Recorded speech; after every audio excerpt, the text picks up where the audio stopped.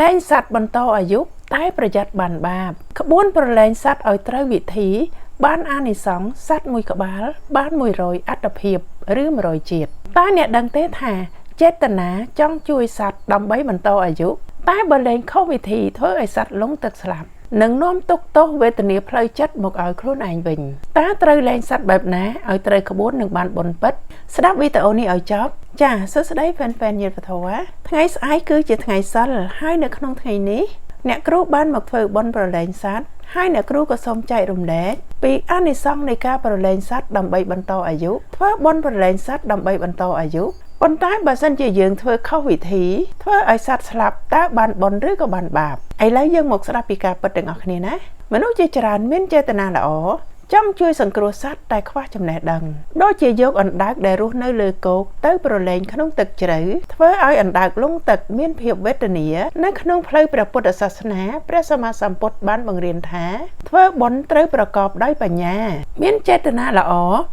ប៉ុន្តែខ្វះចំណេះដឹងវាប្រែคล้ายទៅជាសាងនៅសេចក្តីទុក្ខឲ្យសត្វចំនួនផលកម្មដែលទទួលនោះ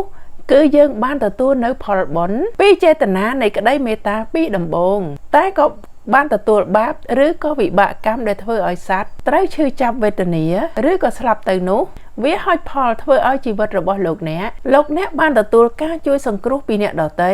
តែវាជាការជួយដែលខុសវិធីធ្វើឲ្យលោកអ្នកត្រូវលំបាកតានតឹងហើយក៏វេទនាផ្លូវចិត្តវិធីធ្វើបុណ្យដែលត្រឹមត្រូវយើងត្រូវសិក្សាពីធម្មជាតិរបស់សត្វមុនពេលដែលយើងយកទៅប្រឡែងក្តីមេត្តាដែលពិតប្រាកដត្រូវមកព្រមជាមួយនឹងសតិហើយនឹងបញ្ញាណាចាហើយសម្រាប់ថ្ងៃនេះគឺជាថ្ងៃទី20ខែសីហា2026មុនថ្ងៃសិលអ្នកគ្រូរមែងនាំយកនៅបច្ច័យដែលហ្វេនញាតិវធដែលតែងតែចូលបុណ្យជាមួយនឹងអ្នកគ្រូថ្ងៃនេះអ្នកគ្រូបាននាំយកបច្ច័យនេះមកលួសជីវិតសត្វដើម្បីយកទៅប្រឡែងឲ្យសត្វមាននៅសេចក្តីសុខហើយអ្នកគ្រូក៏បានសិក្សាពីអ្នកដែលលក់ថាតើអណ្ដើកនេះរស់នៅលើគោកឬក៏រស់នៅក្នុងទឹកយើងត្រូវសួររស់នៅកន្លែងណាបានហើយថ្ងៃនេះលែងអណ្ដើក3ក្បាលកន្ធាយ1អន្ទង់4គីឡូខ្យង3គីឡូអន្ទង់វារស់នៅក្នុងទឹកហើយមានដីភក់ហើយអណ្ដើកនេះវារស់នៅក្នុងទឹកហើយរដូវនេះគឺជារដូវវស្សាអញ្ចឹងវាសម្បូរទឹកអ្នកគ្រូយកមកប្រឡែងនៅកន្លែងដែលរស់សុខសាន្តដើម្បីឲ្យវារស់នៅមានកូនមានចៅហើយអន្ទង់ក៏អញ្ចឹងដែរអ្នកគ្រូតែងតែយកមកប្រឡែងជាច្រើនក្បាលមុនថ្ងៃសិលឲ្យតែអ្នកគ្រូបាននៅខេត្តសៀមរាបណាហើយអ្នកគ្រូក៏តែងតែរកកន្លែងប្រឡែងសត្វជាហូរហែ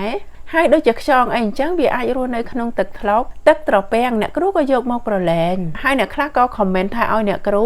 ថាខ្យងហ្នឹងវាបំផ្លាញវាស៊ីស្រូវ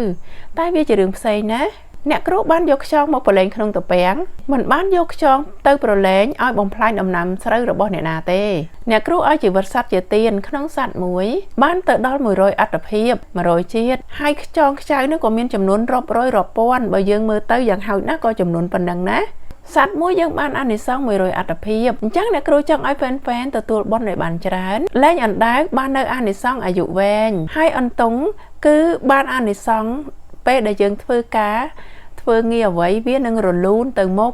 ហើយខ្យងតំណាងឲ្យការរស់នៅក្នុងទឹកជុំកូនជុំចៅត្រជាក់ត្រជុំគ្រួសារមានក្តីសុខចានេះគឺជាអ្វីដែលអ្នកគ្រូបាននាំយកបច្ច័យរបស់ហ្វេនមកប្រឡែងដើម្បីឲ្យហ្វេនបានទទួលនៅអានិសង្សនេះហើយមួយចំណែកទៀតឆ្កែនៅវត្តក៏មានច្រើនអញ្ចឹងពេលណាអ្នកគ្រូបានទៅហើយក៏មិនដែលភ្លេចអ្នកគ្រូទិញនំទិញអីយកទៅចែកឲ្យវាស៊ីក្នុងពេលដែលយើងទៅម្ដងកុំឲ្យទៅឲ្យដៃទៅទេឲ្យចំណីសត្វជាទានអានិសង្សនៃក្តីមេត្តានេះសូមឲ្យហ្វេនទៅណាមកណាមានតែមនុស្សស្រឡាញ់ចូលចិត្តមានតែកល្យាណមិត្តចូលមករាប់អានឧបត្ថម្ភគាំទ្រហើយអាហារហូបចុកក៏មានមិនខ្វះដោយអានិសង្សដែលហ្វេនបានចូលរួមធ្វើបុណ្យជាមួយនឹងអ្នកគ្រូរៀងរាល់មុនថ្ងៃសិលនេះអ្នកគ្រូតែងតែធ្វើបុណ្យមុនពេលចូលដល់ថ្ងៃសិលមួយថ្ងៃណា